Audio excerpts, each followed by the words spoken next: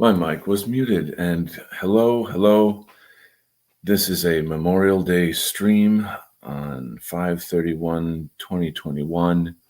I have going to be taking my son out today to the Naval Park and wanted to do a quick stream in the morning because I usually do a painting stream later. But as I said, I'll be doing some family stuff today. So just to give some people some time to enter the if they want to come and join us live, I announced this on Twitter, so I'll play a little music just to kind of give people a little bit of time to come on in, and just trying out some screen share action here. Just a second, share audio, and hopefully this will work. Or not. Window, enter screen. My first time using StreamYard, so hopefully this is working. Let's give it a shot.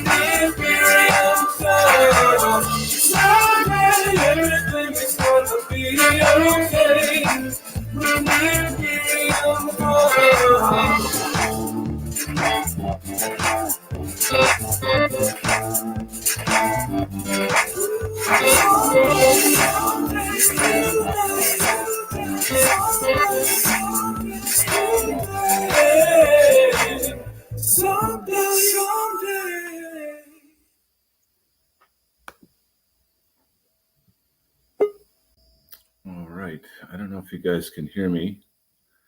Let's see. Can you hear me? Say something in the chat if you can. Oh, yeah, I can see my little icon going. So very good to see you guys. I will be joined by my friend Nullis momentarily. Here he is. Let's try to get him in.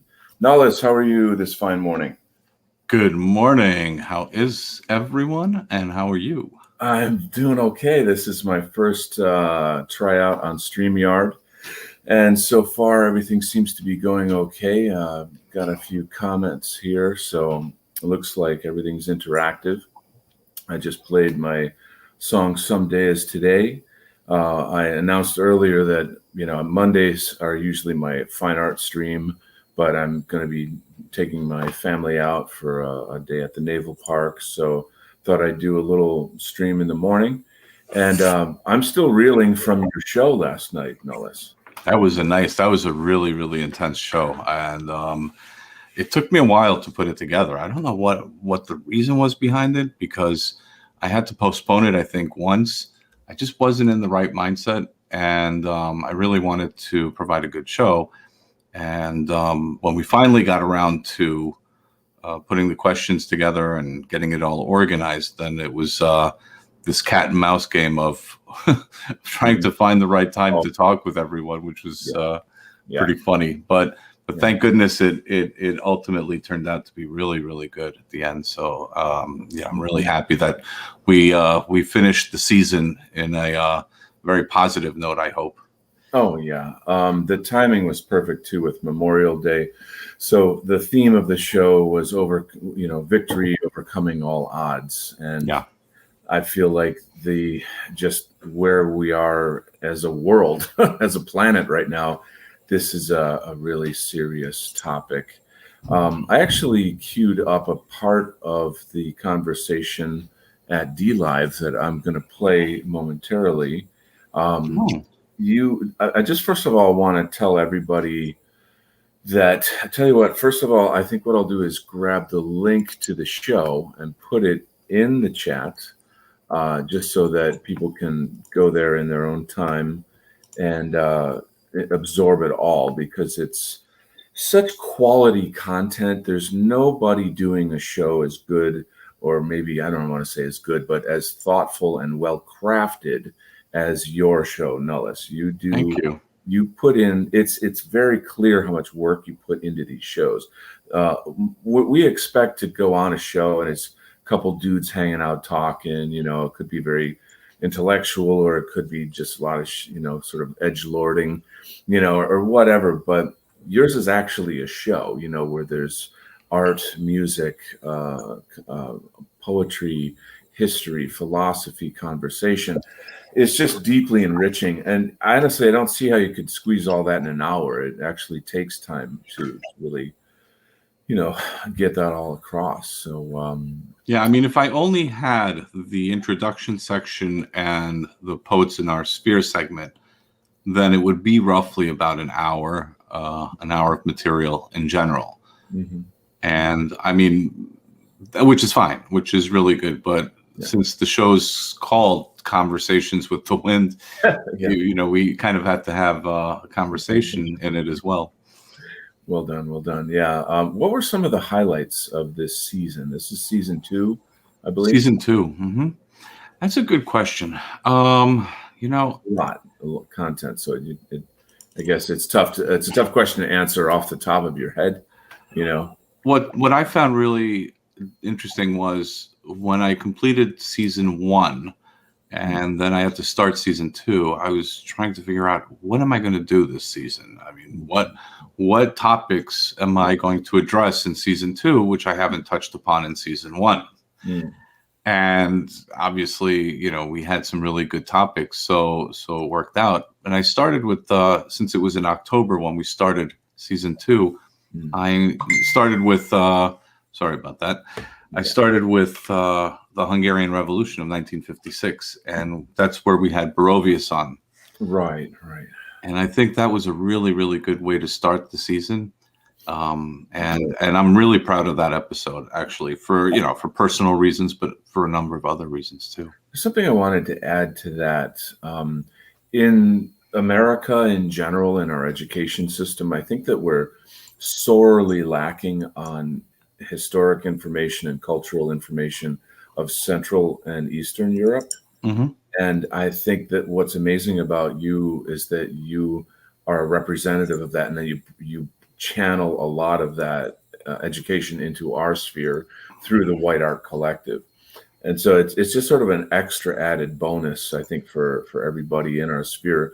We talk about connecting the whole imperium, the entire white ethnosphere, if you will, and maybe due to history, due to communism, or who knows, a lot of factors. But it seems that when the Iron Curtain fell, we got cut off from our brothers and sisters on the other side.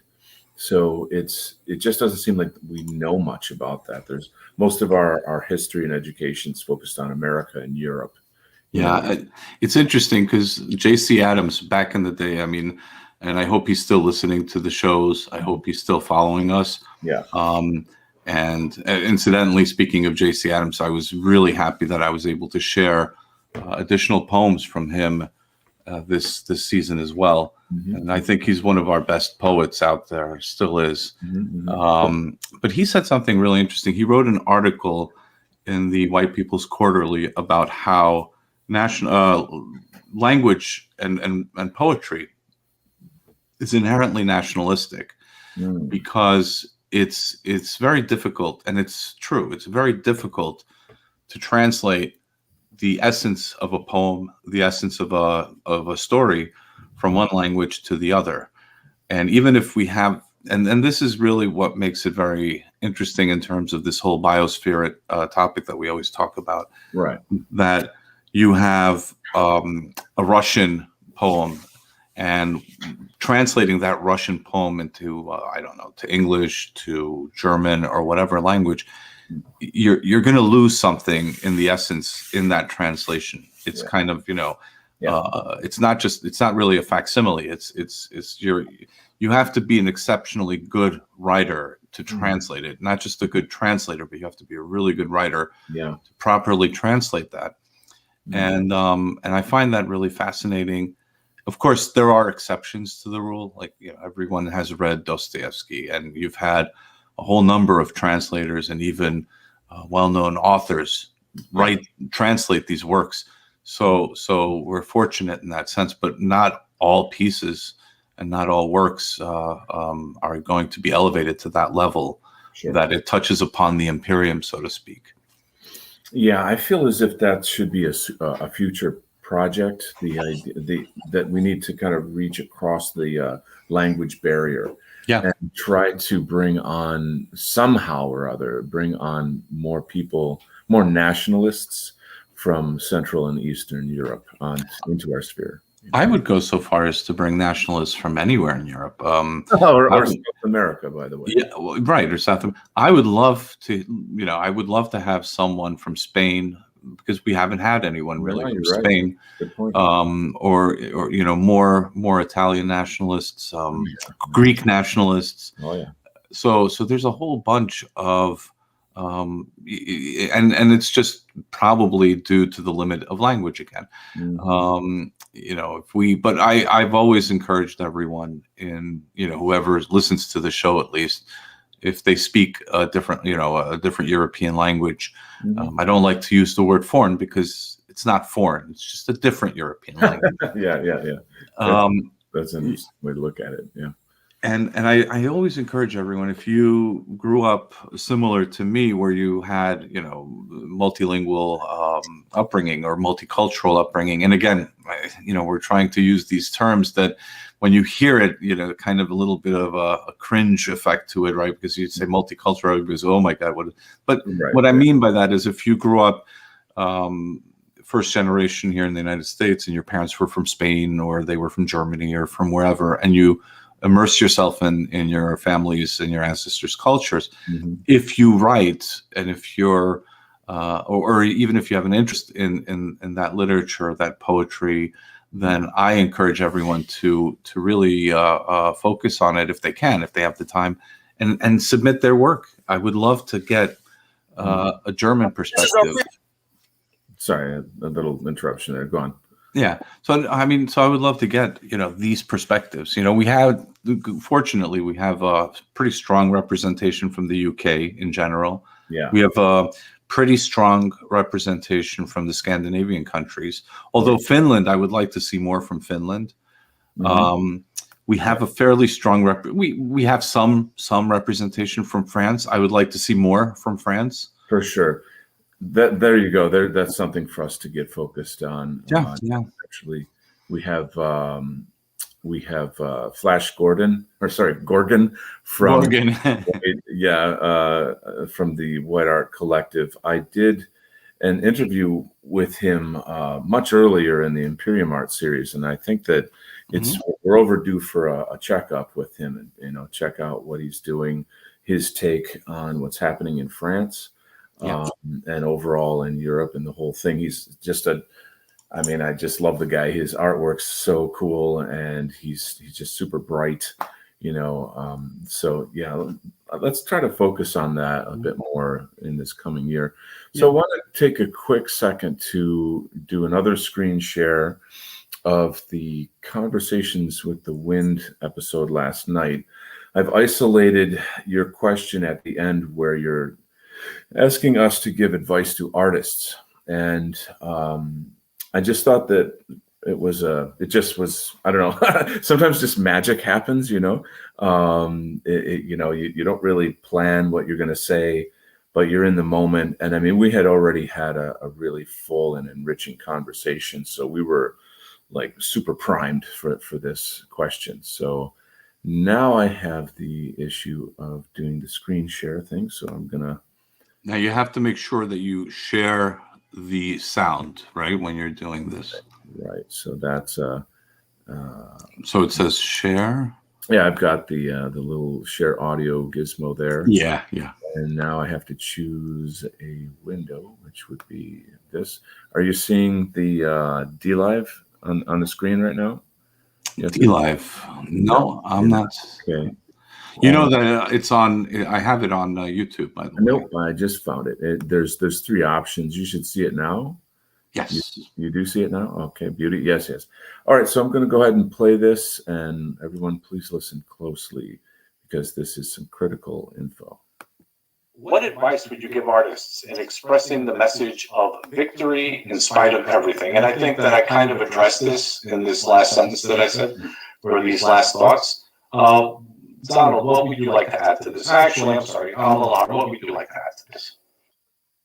Well, let's see. If you're an artist and you want to express victory in spite of everything, live it. That's what I'm trying to do. Good. Live it. That's the best way you can express it, because if you live something and then you want to interpret that through your art, what better way to interpret it than having had experienced it? That's perfectly said. And Donald, what would you like to, any advice you would like to give artists in expressing this theme? This whole show is advice to artists. It is a fabulous show and a great topic, something I think we should talk about more.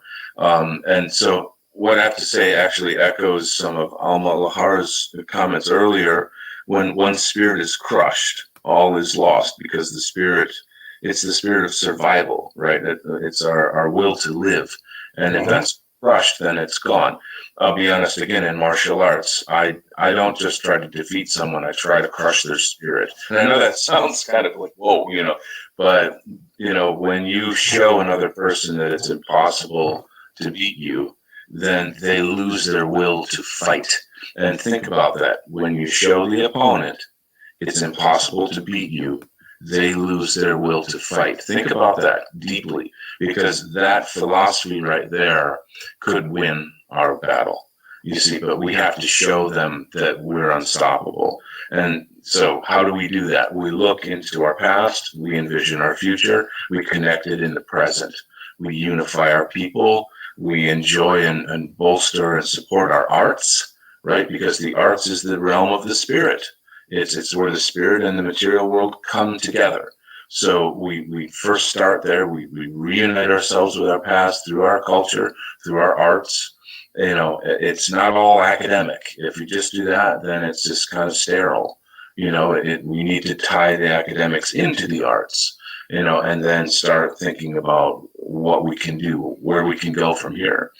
But in a sense, we are the 300 now, right? So this is what the arts must do. It must embolden and set aflame the spirit of our people, each one of the people listening to this now and everyone in our networks.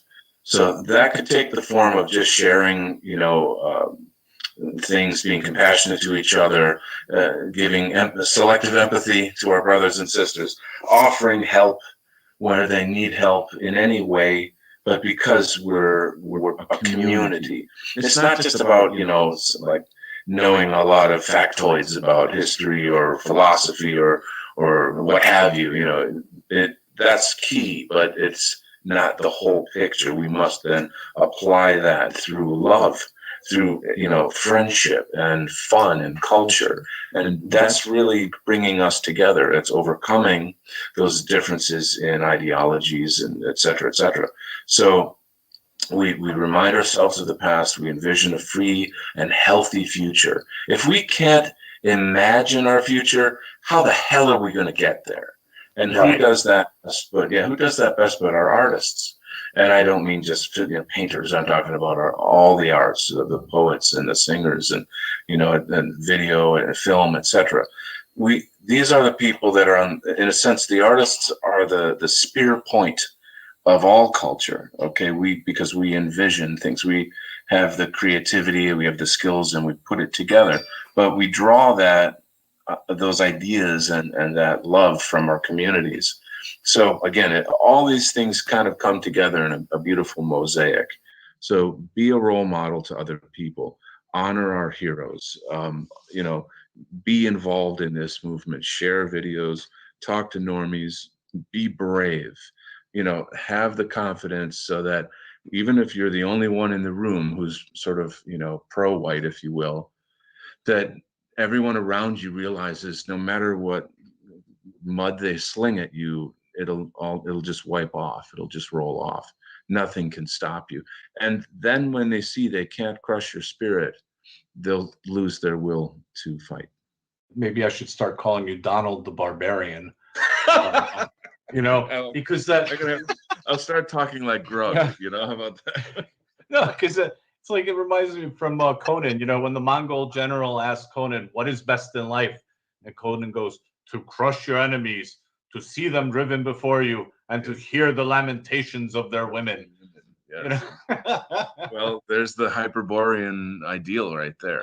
This is why, comics are not just for kids anymore, fans.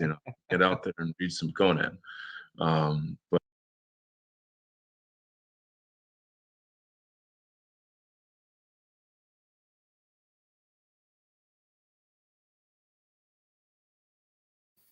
sorry for the echo there, guys. My audio was on, and so I hope it wasn't so bad that you couldn't understand. Anyway, we're back. Any thoughts on that, Nellis?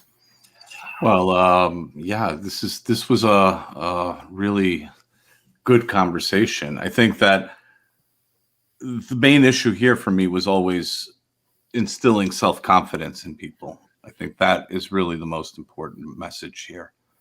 That we need to really be unapologetic.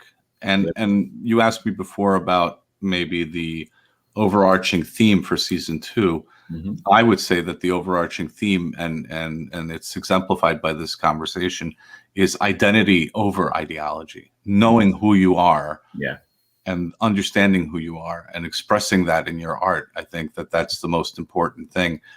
So, yeah. I've come to that conclusion as well, and I'm finding that it's fascinating because usually if you just do everything the opposite of what the sort of globalists tell you to do, then you'll find the truth. The idea, they always say, whites have no culture and all this kind of stuff where they're trying to disconnect us from our past, our history, etc. Why? To shut down who we are so that we don't know who we are. Identity, more so than what most of us believe, is actually at the core of everything. If you don't know your destiny, how can you get there? You don't want to float through life, or eventually you're going to get flushed. It's right. You can't just be a leaf on the wind. You can't be a victim of circumstances. You must take the bull by the horns and lead your destiny. But you got to know who you are in order to know, where you're going, I guess. So this topic of identity could not be more important So and I what we're doing here in a sense in the arts is that we're leading. We are unapologetic.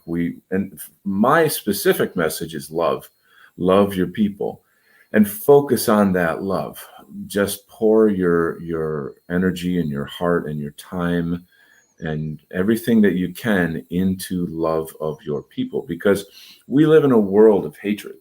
We live in a world of toxicity where we're constantly being brutalized, psychologically tormented on every media channel and in all kinds of ways. So it's demoralizing. It's atomizing us from each other. I think everybody knows the state of the world right now on this show. So we must do the opposite. Right. And we should also add that this is not to say, obviously, that ideology. Oh, hold on a second. Here's your. I had to set myself. Is that one of your girlfriends? Yeah, I wish. No, I had to set a reminder for myself because for the video yesterday, I had to edit the video from yesterday, which I've already done, so it works out now. It turns out that I kind of messed up in the beginning of yesterday's show, and I replayed the beginning twice, just in the first few seconds, and then I cut that out in the that's all video. Good. Yeah. Anyway, so sorry about that. Where was I? Ideology. Yes. So this is a problem I see a lot of times with arguments and discussions that I read all over the place. You have these false dichotomies that are set up. Just because you're putting one thing ahead of the other doesn't mean that the other is not important. It's also a question of hierarchy, understanding what comes first. Mm-hmm. And what comes second. And then the other question, of course, is that sometimes, and this is the way I see it at least, the biological and the spiritual there's a synergy between the two of them. Sure. So you can't really have one without the other. And so we have to understand ourselves in that context. Now, but back to ideology. So there are ideologies that are poisonous, without a doubt. No doubt. And there are ideologies that I think that are more consistent to our interests. Mm-hmm. So I think that these are important points. But before you even delve into the question of ideology, you really have to ask yourself, like you said, where do I come from? Where am I? And where am I going? Because without being able to answer those questions, the ideology really doesn't make any sense, at least in my view. For some people, ideology is the identity, and I find that to be a dead-end street, to be honest with you. Yeah. And false, like unnatural. Like right. I think of Islam as an ideology more so than a religion. I believe right. There's a side to Islam that is spiritual, but that to me is irrelevant in the face of the fact that it's essentially an invader ideology wrapped in a religion. And so I'm only concerned with, the invader ideology, as we all are. Right. Well, all ideologies have some kind of quote unquote religious element incorporated into it, because otherwise, how does it appeal to a large audience? Mm-hmm. There has to be a destiny involved in that ideology. There has to be a purpose to that ideology. The connection with identity is where you're going. I would say that the ideology has to be consistent with your identity, but the identity has to be separate from the ideology. So I think that's the way I would put it. Let me just welcome Fornull, our good friend Fornull. Yeah. How are Hello? You? Can you hear? We can hear you. I have no audio. Oh, why don't you talk a little bit? Can you hear me? Well, let me figure this out. Okay, you're all right. It's a little choppy there. I like that trawler. Yeah, that's a different kind of an icon, I guess. He's the human boat, ladies and gentlemen. He floats on water and he can talk. So Fornull, by the way, for anyone who doesn't know him, is a phenomenal singer-songwriter, plays many instruments. He's done fabulous collaborations with other musicians in the White Art Collective. We're this show here is overlapping into the White Art Collective community. We're all part of it here. The three of us here on screen. Nullis also does his own live streams where I think it's a kind of like dungeon DJ. Like he For Null, not Nullis. I apologize. That's the Null brother. Yeah. Okay. But anyway, so he For Null does the dungeon DJ show, which is pretty neat. It's a unique kind of techno style. Well, you know, when you hear the name dungeon techno or whatever, you'll get it. You know, it has a bit of a dark gothic sort of flavor to it. It's neat. It's a neat. It's a lot of fun. I really enjoy it. And he's just a good soul. He creates a really strong sense of family. Mm-hmm. And one thing I admire about him a lot is that he's really well educated on Jason Kuna's no white guilt ideas. Everything that Jason Kuna has written, it seems like he's read, and he's pretty fluent in being able to talk about it.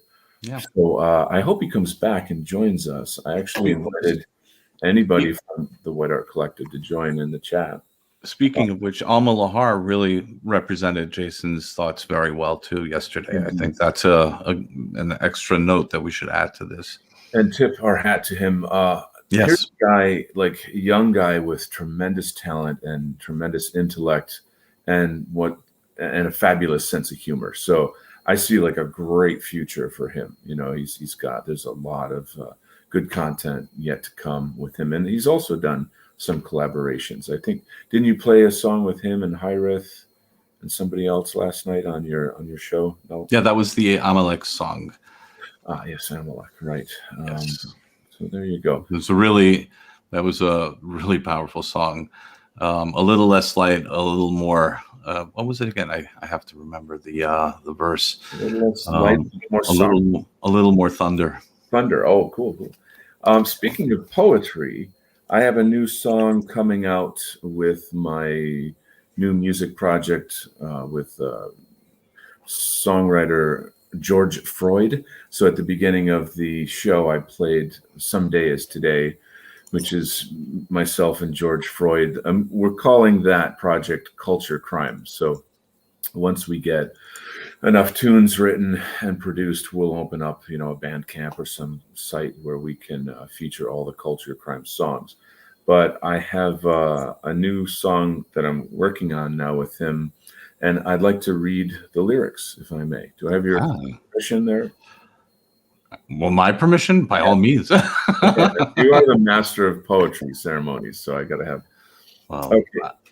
All right, so I'll begin. Young one, I know you've given up hope. They say that faith is just a cope, but it's more than faith that got us here. Do not fear. Reach down deep inside.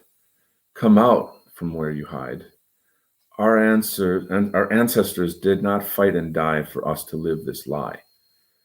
I will not forsake you. I'll never let them break you. The truth is calling out, but you have to want to hear it. I will not abandon you. Our people understand you.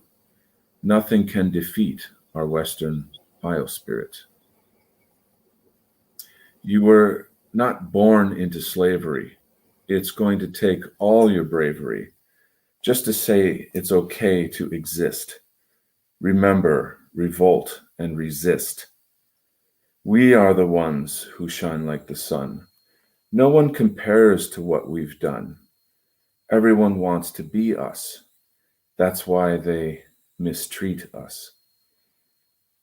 Slow down, take your time. Immerse yourself in the sublime. Build a family, watch your children grow. Someday, pass on to them all you know. I will not forsake you. I'll never let them break you. The truth is calling out, but you have to want to hear it. I will not abandon you. Our people understand you. Nothing can defeat our Western biospirit. The end. Beautiful. There you go. That reminds me of a few things. the first thing that came to my mind was the word slavery. Mm. And now the cynics out there would say, well, how can you say that we live in slavery? We have the best economic, in human history, in European history, we have the most advanced economic system. More people are living well than ever before, blah, blah, blah, blah, blah, right? You hear all these things. Right. And the slavery isn't necessarily the physical chain on your neck. The slavery is the ignorance, the fear. Mm-hmm. The slavery is the theft of your heritage. Yeah, big time. That's where you find the slavery. So we have to avoid these cynical comments, because you're going to have that all the time, and detractors are always going to say something negative, or they're going to throw labels at you, and the best is just to ignore it as if it doesn't really matter, which it doesn't matter. Yeah. And so I think that was very interesting. The other point that I liked a lot about the lyrics, I guess, would be the kind of the familial bonds that are being promoted here, so that we're family, that we love each other. We're doing this out of love for each other. And I think that's the biggest and the most important message out there right now. Mm-hmm. Now that you read something, I wanted to maybe I should read. I'm working on this, so this is a work in progress poem, the one that I shared with you, Donald. Yeah, "The Sun Is Coming," right? That sure, I remember. You're gonna laugh. Inspiration comes from the strangest places, right? And I was watching this meme. I think I shared that meme with you as well, where they had, the white boy summer meme, where, they were just throwing a bunch of images in with some house music, and right. And you just had all these positive images being thrown at you. Cool. I love it. Yeah. You even had like Schwarzenegger like dancing, and all that stuff there, right?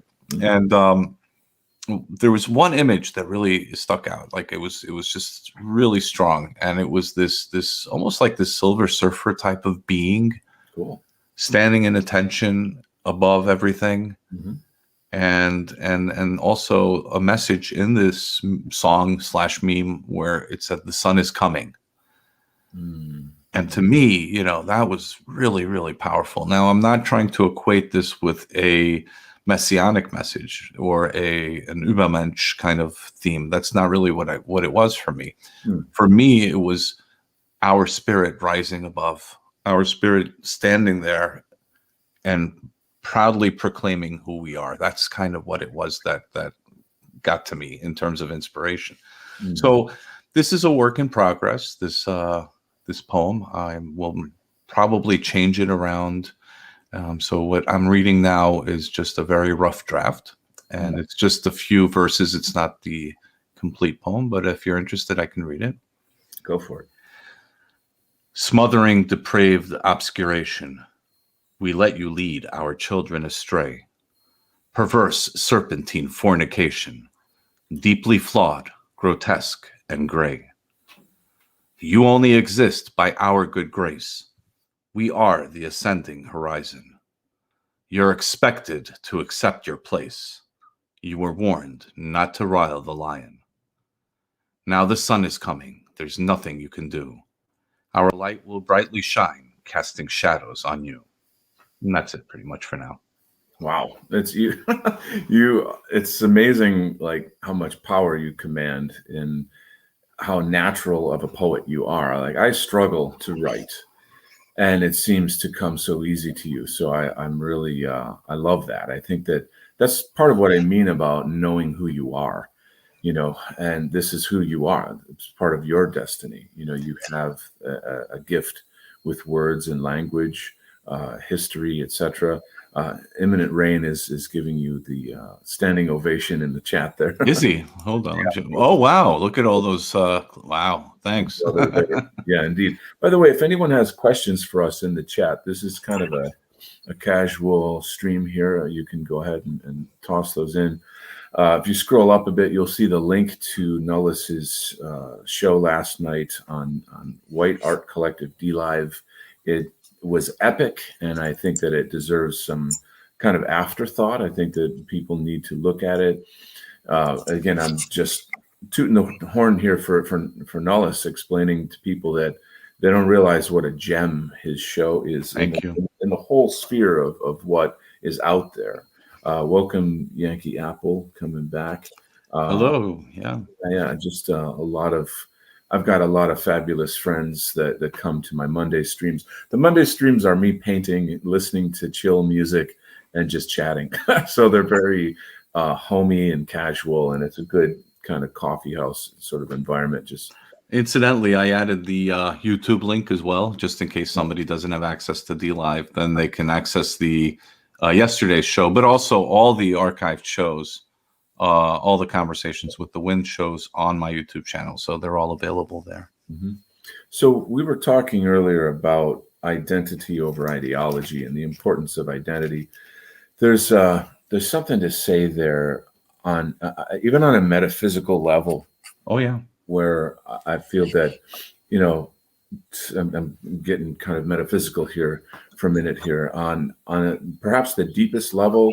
Let's say if we could talk about the human spirit and that being a divine energy. So if you want to go that far, then you're going to be much more elevated in terms of the things that you do in your life. We're so indoctrinated to kind of not look inward. Another aspect of that is that there's a lot of pain associated with shattering certain like paradigms or belief systems or habits that we have, facing our own personal psychology, our relationships to other people and ourselves, our expectations others have on us, what the media is telling us. There's just layers and layers of garbage that we have to go through. But our spirit and our consciousness is with us all the time, and we cannot run away from ourselves. So I think the starting point is to have the courage to turn inward and to be silent for some time, to commune more with nature. That's one of the very best ways to do this, and allow yourself to come back to a place of ease, to feel natural with yourself, to then start loving from there out. And I'm going through a lot of my own kind of spiritual evolution, and I'm trying to share that in a way that's not like, limited to say certain belief systems, etc. I just want, if I may interrupt, we're talking about the spiritual here. Yeah. I was listening to the Bronze Age Pervert last episode, and I didn't have a chance to listen to the entire episode yet. Now, we have to understand the delivery of the Bronze Age Pervert. There's a certain exaggerated delivery there, but the message is very important many times. Mm-hmm. And I think that what he was talking about was a very, this masculinity is really missing, and in the sense of that unapologetic masculinity, sure, in who we are.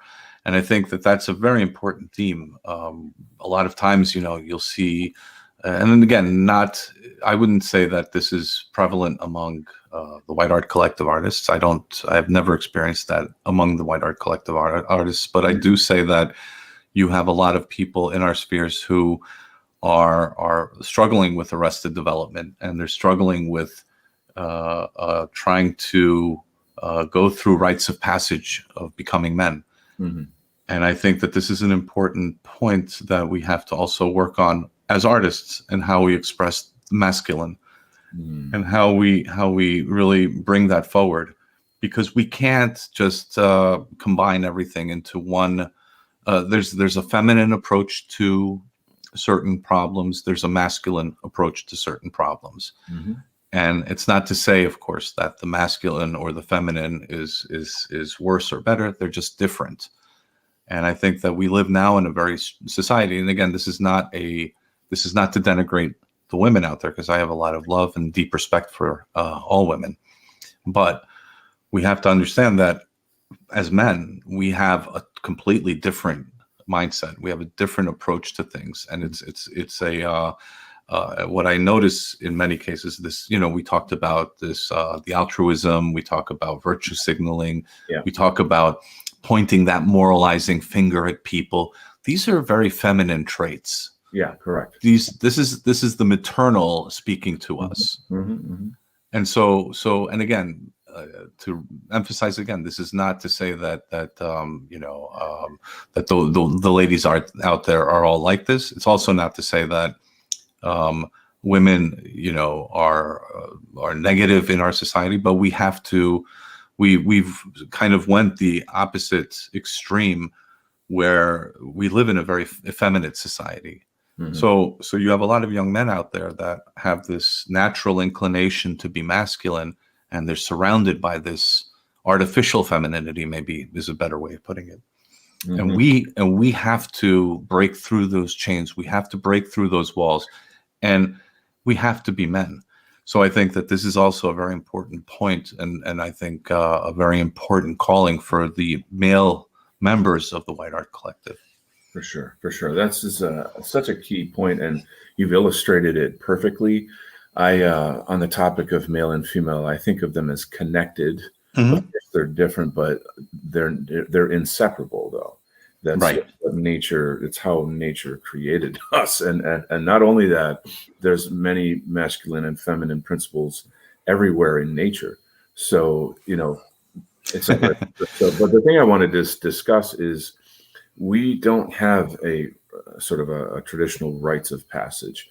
And I think that young men specifically today are searching for something. And sometimes there can be an over exaggerated kind of a show of masculinity, or it can manifest itself as like attacking women, or a negative, anything negative towards women, because it's trying to identify itself as masculine.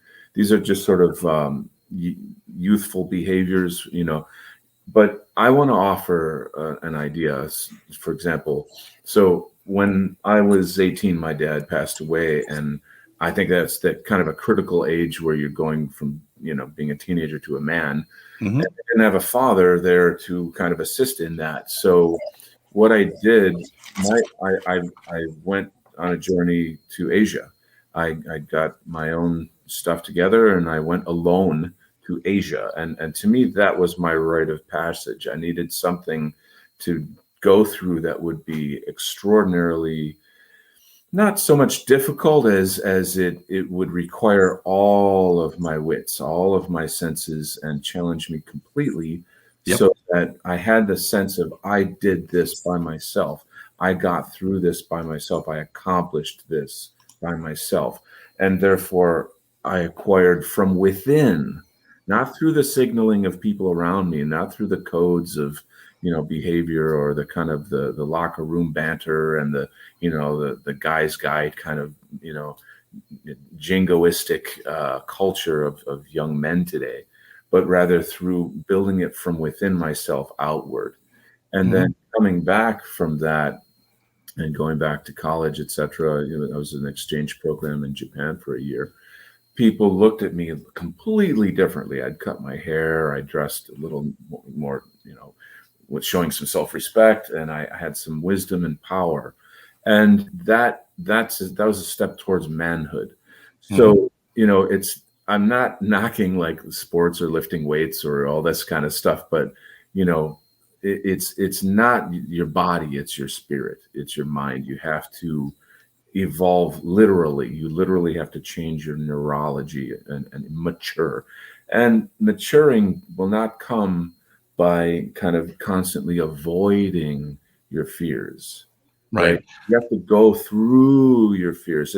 It's the classic mythological journey, the hero's journey. Yeah. Thank you. The hero's journey. You go, some tragedy happens, you go through the underworld, you fight the dragon, and then you save the maiden, or you get the golden fleece, or whatever the thing is, and then you emerge out as the king, and you're the king of your own life. Yeah, and the healthy feminine respects the healthy masculine. Beautifully said. Beautifully said.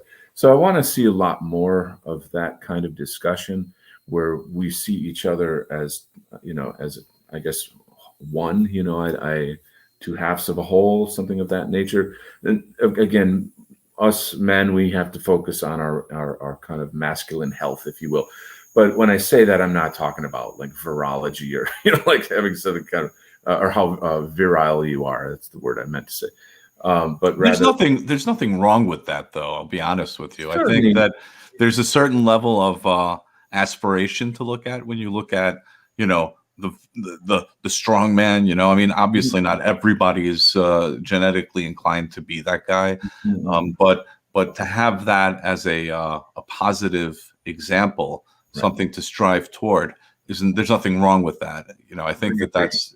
I agree. I want to just say that I feel that there's, how do I put this? Let's talk about age differences, for example. So, there's people who are older, but never went through the hero's journey. And they're still, their maturity level is still kind of locked in the teenager world. They're kind of like, they're stunted. Their mental, emotional growth, their emotional intelligence is stunted. Whereas I know young people that blow my mind at how mature they are and worldly they are. I want to say a quick hello to my friend Hop Up Perspective, who just jumped on in the chat. Fabulous guy. Please subscribe to him when you get a chance. Happy Monday to you, sir. But so how do you, like, you can lift weights and change your body, go on a good diet or something or other, but how do you change your maturity as a man? How do you become mature as a man?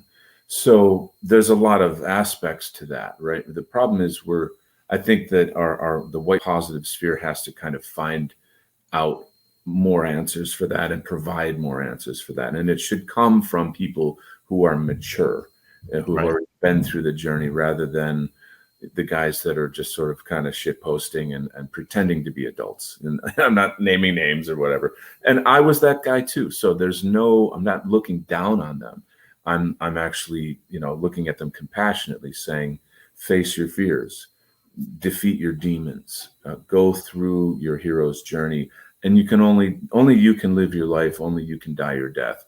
You have to go through that by yourself. Well, the big issue is, have people experienced loss? Did someone ever kick your ass? A simple question like that. If you ever were ever in a position where you lost, either professionally, personally, or physically. I mean, if you've lost, and then the question is, how do you deal with that loss? And that comes back to our topic from yesterday, which is victory in spite of everything. We have that. If you have that maturity, if you have that conviction of self, then there's nothing that can deter you. You might, they might beat you down, but you're never going to lose. And I think that's really an important. Yeah, go ahead. You just tied that together so well. It was seamless. This concept of maturity and overcoming all odds. We have to do it. I feel that when we do it individually, then the whole movement grows stronger. There's who's a real leader, but somebody who is a real man. Somebody who's gone through hell and come out stronger as a result. Right.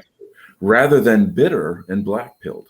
So because we have, I would say, I don't know how to measure this, but a very large part of our sphere, our political sphere in the white identity politics, is very black-pilling. It's this kind of competition for hot takes. And it's just gotten more and more mutated to the point where, like, where can we go for positivity? Where can we go for leadership? For comfort, for healing, for inspiration. And obviously the White Art Collective is the answer to that. But there's other people, like Hoppa Perspective does a fabulous show. He needs more attention. I want to put more light on the people that are doing the positive work, because I think, that the black pill stuff has run its course. We kind of had to go through that a bit to just get, woke on whatever to understand how bad things are. But then we got to move on, right? We have to say, okay, that's the fuel. That's the manure that we're putting on our garden, to grow something. You don't just wallow in the manure. And so that's kind of a thing that I'm trying to focus on as well. I'll be right back. I just have to answer a call, but just continue. Do your thing. So is there any questions in the chat there or any comments? Hapa Perspective was mentioning maturity is a tough thing to define. That's actually quite true. I think what I was talking about earlier was distinguishing the difference between sort of physical and mental maturity. There's a great deal of focus on, looking like a man and that kind of stuff. I'm not knocking any of that. I'm just saying it's not true if it's not backed up by maturity. So Imminent Rain says, this is a great discussion, really getting a lot out of this. Awesome, dude. If you're, by the way, if you're in White Art Collective, if you go to our Twitter, you can find the link to join the chat, Imminent Rain, and I would love to have you in the conversation if you have time. I don't know if you're working or busy. But yeah, I wasn't expecting this to turn into such a huge conversation, but I'm really, really happy about that. Tell you what, I want to do a little music and then maybe give some people from the White Art Collective a chance to join if that's possible. But let's, and I need a little more screen sharing experience as well. So big news, we've got Mark Collette coming on Imperium Arts on Thursday, the 3rd. So that's a very major thing. I'm super excited about that. Of course, we're going to be discussing art. And, I was on his show recently with Jeff Winston of the White Art Collective. And I just get a really strong sense that Mark Collette is very interested in the arts and connecting more with the arts. He understands the energy and the meaning and the purpose of the arts in our sphere. I feel that there's a momentum happening. Mark Collette. That's Hoppa joking around. Anyway, there's a momentum towards the White Art Collective and the arts in general. The White Art Collective is so diverse in terms of the types of musicians and the mediums and the personalities. There's so much to choose from. It's not like, say one genre of anything, right? So I'm just really excited about, the momentum that we're getting. So in that spirit, I'm going to play a little music here and let's see how well this works.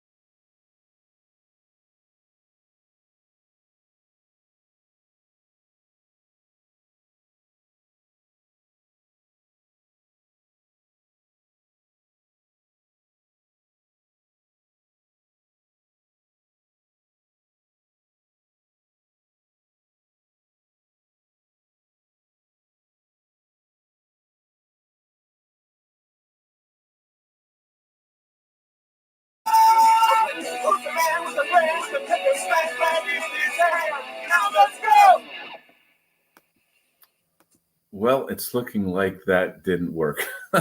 I'm hearing you guys didn't get any sound, or am I? I don't know. Let's welcome Luke first of all. Hi, Luke. How you doing? Hey, I'm doing great. Thanks for having me on. Yeah. No. Did I screw up the audio on that? Did you guys hear it? I just heard like the last couple seconds of that song. I think it was the Thought Police song. Yeah, correct. Yeah. Nullis, are you here with us, buddy? I just got back. I just had to step out for a minute. So nobody knows if the audio didn't work. Anybody in the chat? Can you help me out here, guys? Because I think I'm learning how to use StreamYard, and this is in a way a kind of a bit of an experiment for me today. If anybody in the chat can comment on the last song, that would be helpful. But welcome, Luke Mason. Welcome, Luke. Yes. Hey.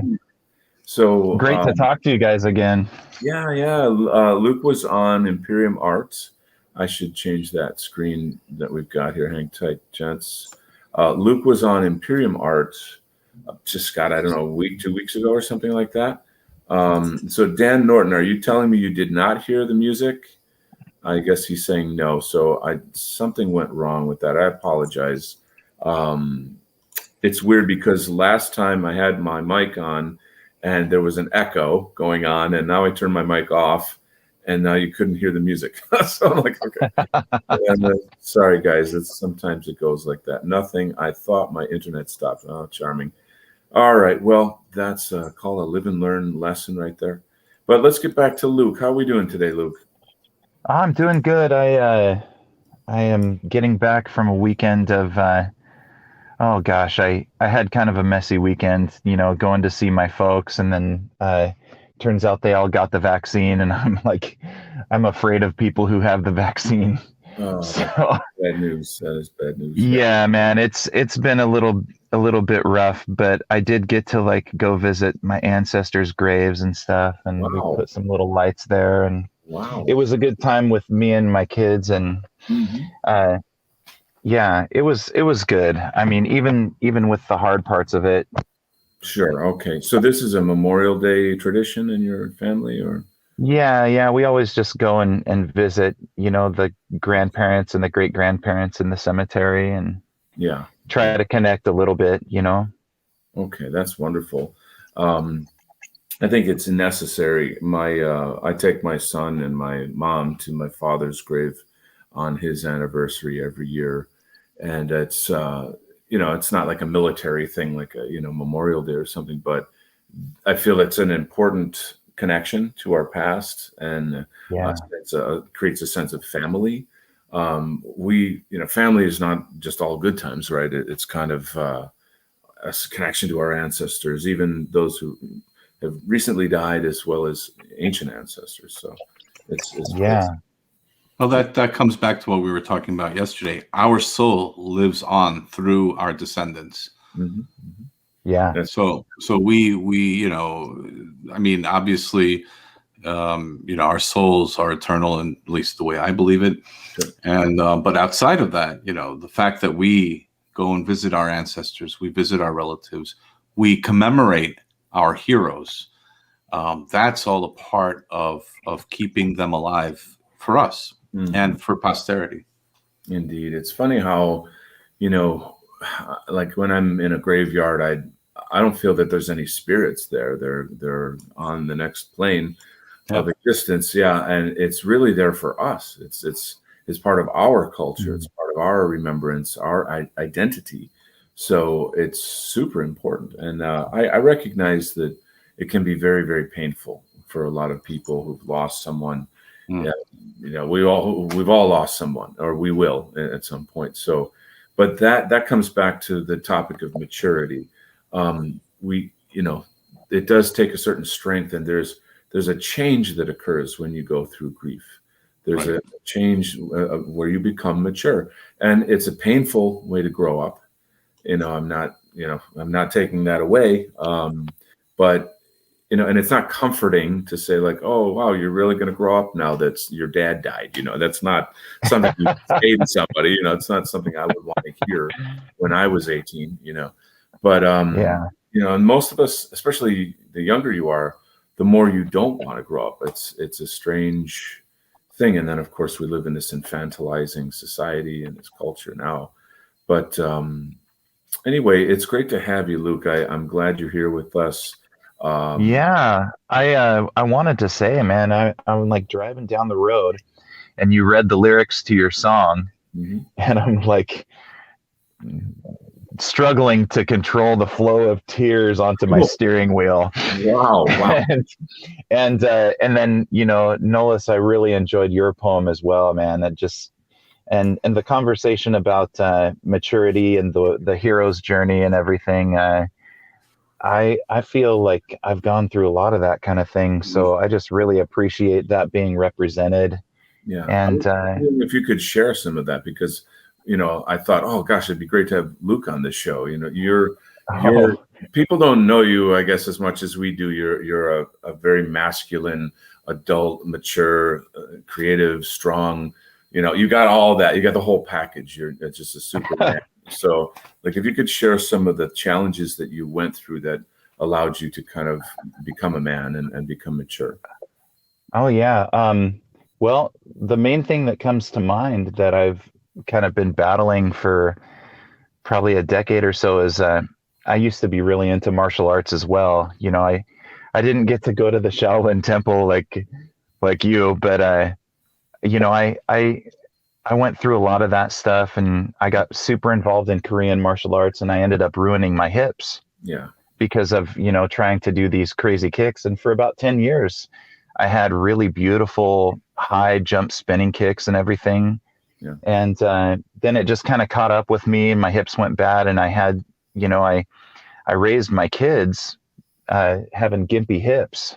When my hips went bad, I had to like sell my dojo, and I was a stay-at-home dad for several years, and I ended up getting my hips replaced. And like for me, that whole process of like seeing my body break down, that was part of my journey, and it really did help me to gain some perspective. I don't think that I would have been able to see the way that the world really is. I don't think I would have been red pilled if I hadn't experienced that suffering. And I think that for a lot of people, the reason they don't see the things that a lot of us do see is that they haven't gone through that suffering yet. So they're just comfortable. They're in that stasis of Sure. yeah. So, but yeah, for me that was huge. And now I'm doing great. I mean, I forget that I have hip replacements, that I'm made of metal, because I feel so good and everything. And we're gonna call you Iron Man from now on. I can dig it. Yeah. I hate to do it, but the song "The Hips Don't Lie" comes to mind. I'm sorry. Yeah, I couldn't resist. Some truth in that. Yeah, it was good, man. I feel very blessed to live in the time that I live in, because had I made that mistake and chosen the wrong martial art for my genetics, several decades ago, it wouldn't have turned out so well. I'd probably be in a wheelchair. Oh God! Wow. I often wonder if the corona pandemic forced people to stop and think and read and contemplate more, because there was so much time alone or at home or cut off from the activities that people do. And I have this kind of sense that it backfired on the globalists, in that it gave people time to actually research what's going on in the world. And then, granted, certain platforms are highly censored. The answers are out there if you look. And so I feel like it, in some way, hopefully that, our culture in some sense has matured as a whole. Living under a false occupied government right now that stole the election, under the pandemic, where we have time to research these things, even liberals and Democrats are coming over. They're exiles from their own people. They've been cannibalized, so to speak. And I feel that America perhaps is getting a really hard kick in the pants. kind we need to grow up. I don't know. What's your take on that, guys?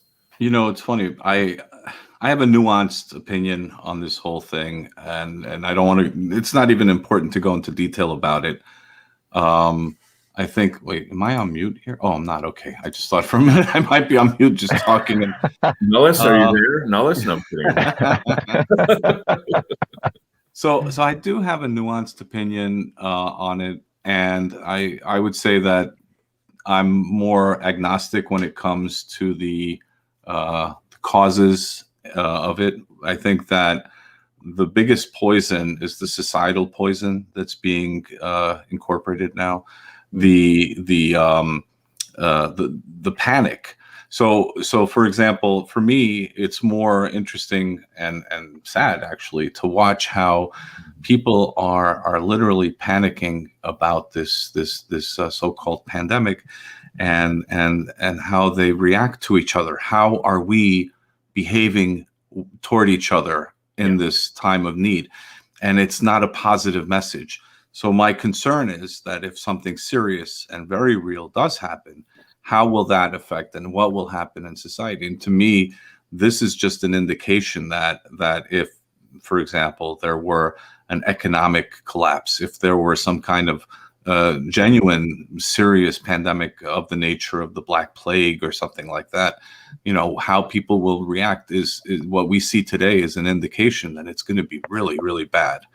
And to me, the bigger question is how we are treating each other. Also, how the elected officials, the governments that we've entrusted with our destiny, so to speak. And again, we can argue about the system of government. We can argue about, how they got there and what have you. But suffice it to say, they're the ones in charge, and how they're reacting to it or overreacting to it. Mm-hmm. All of these, to me, are more important questions. And I find that these, at least everything that we've witnessed, is pretty tragic. It's pretty scary, actually. So whether or not the virus is real, whether it was manufactured or not, whether the vaccines are good or bad, all of these things we can discuss. But to me, the more important point is how we are reacting as a society, as a civilization, and how our elites are handling it. And I think those two questions are really the bigger points that we should be focusing on, because if something serious does happen, then we're in for a lot of trouble. Yeah, I agree. I agree with that. I try not to let myself get overcome with all the black pills and all the, all the conspiracy information out there. But it's difficult because, I'm in a position to where I feel like I've been lied to so much that I don't think I can trust anything the mainstream says anymore.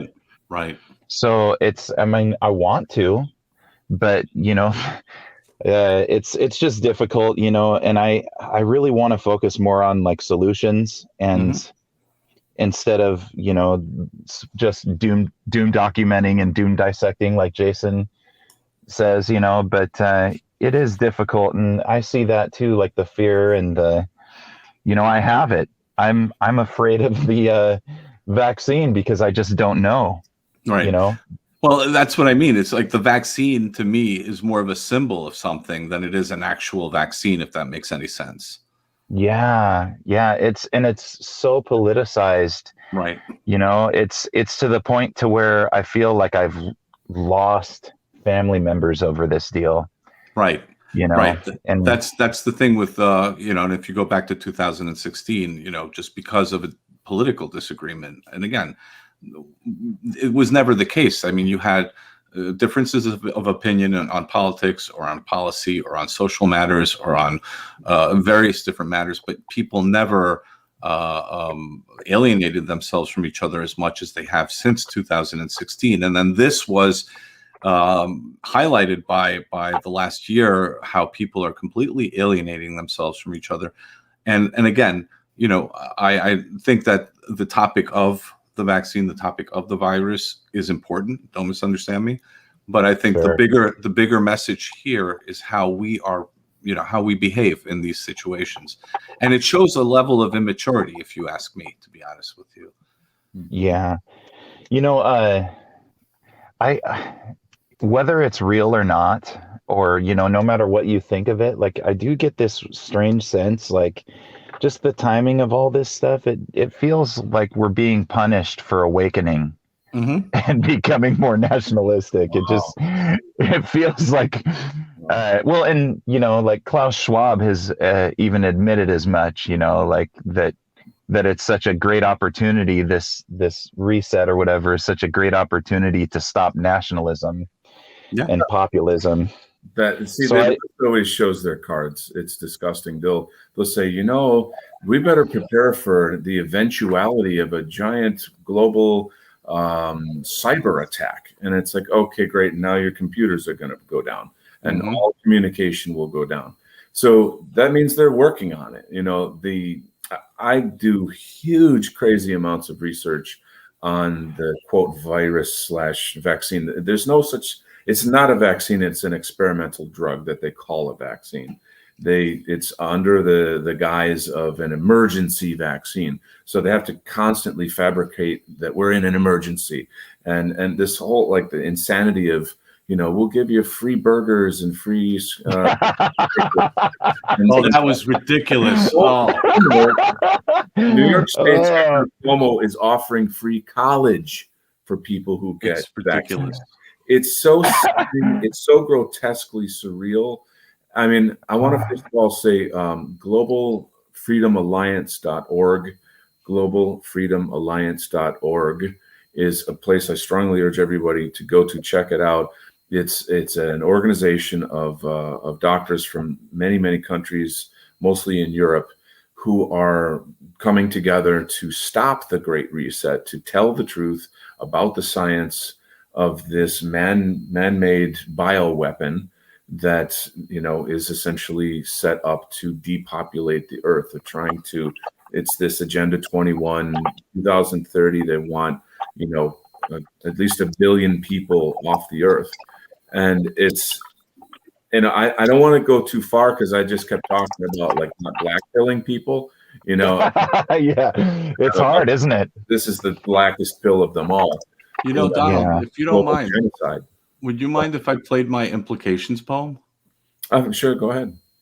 Because that, I think, ties very well into this whole thing. Mm-hmm. I'm just hoping that. Hey, let me jump off, and I'm just going to listen. Okay, you guys. Thanks for having me on. Okay, brother. Thanks. All right. Thank you. See you around. Yep. Take care. Bye-bye. All right. Let me see if I can do this right. I'm also kind of using this as an example to test it. All right. Let's see. Where do I do? Here we go. All right. And can you see it? I do see it, and I have to do the add to stream. Yes. All right. That's it. Mm-hmm. Now let's see if this works. So this is just for the audience sake. This is my poem Implications, and this was originally written when when this Wuhan scare started, and then because there was an Irish priest who wrote a poem. And everyone, how beautiful it is, how people are coming together and all these things. And it was a nice poem that he wrote. But I felt that I had to write something, not as a response to him, but more as a kind of my interpretation of what I see. And then I changed as things evolved over the past year, I had to add a verse and change it just slightly. So this is the most updated version of the poem. Okay. Implications. Here we go. Let's hope it works. Turmoil amid rumors and fears, stocking up with supplies. We close our doors. We shut our windows. We sharpen our ears. Viral transmission, the virus of trepidations, viral superstitions infecting our beloved nations. Behind our walls, we sit in gloom like Constantinople awaiting our doom. Our nations besieged, invaders at the gates, our sacraments received. It slowly infiltrates. Snippets of invasions and wars, cunning innuendos, Wuhan knocking on our doors. A virus is spreading, a virus of fear, a virus is trending. And there's only one profiteer. Spinning intricate narratives, invading our spaces, spreading deceit, ripping us apart, squabbling relatives. Morbid creations, iniquitous regulations, toxic vaccinations with satanic identifications. Etched on the official header, insufferable slogan, building back better. Demagoguery, incessant trickery, standardized blasphemy, contagious misery. A manufactured threat, arrogating virtue, an undistinguished reset. Economies decline, terrorizing tasks, horrific redesign, symbolized by nauseating masks. As parasites attempt to smother, songs on a balcony, prayers of support, harmonious vibes sung to one another. Sounds of unity, preserving our identity, no ambiguity, rebuilding our continuity. Many of us may pass away, these waters uncharted. More will likely stay. Through these pains we heal, hollow quarrels to mend, a charitable meal, visiting an old friend. Our compassion must remain strong, protecting our people. A simple truth, we belong. We are one and the same. These are the stations meant for us to reclaim. The creed of lasting implications. So that was it. Heavy, man. Very, very heavy. I mean, the thing about poetry is the words kind of fly by, but like they're so powerful, each and every one. And the way that you described it, it's the kind of thing where it drives me nuts that we can't get this content just like, say, in schools, or on TV or, out there. So that everybody can see it and know it and feel it and kind of share in this experience. But I feel that, there's a kind of an exponential awakening happening, because I don't know when there's maybe been the last sense of like genocide or across the planet. It's not just in white countries. People like in India are suffering terribly right now. There's all kinds of things going on, but that's just I don't know. Your poetry sometimes it shoves me against the wall, and I don't have any words really to. It's it's a universal problem, right? And we are facing universal problems that affect the entire world, regardless of your ethnic or racial background. Mm-hmm. But for us, our priority has to be our families first. No doubt. And so and of course these are going to be very difficult ethical, moral questions that we're going to have to face. We have to be strong. We cannot usher in a new age for the entire world if we're weak, right? Yeah. And we can't lead our own if we're weak either. So we can't lead the world if we can't lead our own. I think that would be a good way of putting it. That's actually a really good point to kind of wrap up the show on, I think, so that each one of us has to go through the hero's journey. Mm-hmm. We have to grow up literally and spiritually, mentally, emotionally, and physically. So let's get those priorities straight. Love your brother and sister in this movement. Selective empathy towards whites. Guard yourself. I do want to take one more shot at trying to share that song, so that it'd be a nice way to kind of go out. And I screwed up last time, so I don't know. We're going to give this one more shot. And nice. if you guys could tell me somehow or other if you can hear it, because I got to make sure that I have. You have the mute on, by the way. I don't know if you see it on the. I do not. That's why I couldn't do that. Okay. So there's the if you look at your YouTube page, that's it, right? Okay, I did turn that. I turned the sound on there, and I'm about to. I guess I'll just play and then see what happens.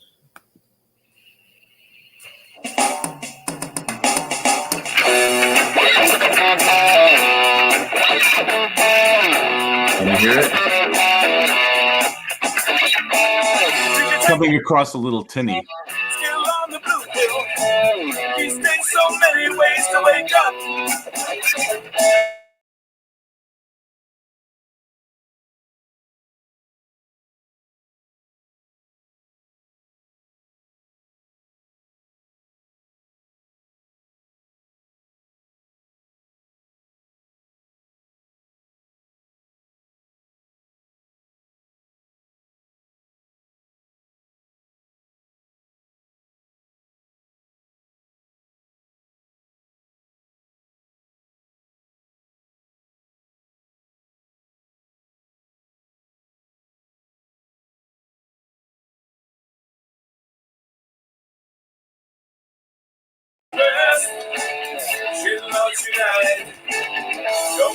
fight. The West is the best, it's made to be right.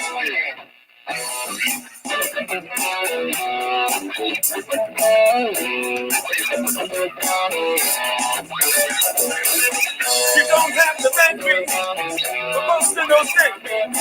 Getting this from us needs to get done. They'll try to tax you, try to outbox you, find a way to take our guns. Refugees in the streets, centering our freedom of speech. We say no! We say no! We're the last generation to stop this Islamification. The Western world is counting on us. So wake up the normies and prepare for glory. Let's burn Marxism into dust. We'll all unite. Don't give up the fight. The West is the best. We'll all unite. Don't give up the fight. The West is the best. It's okay to be right.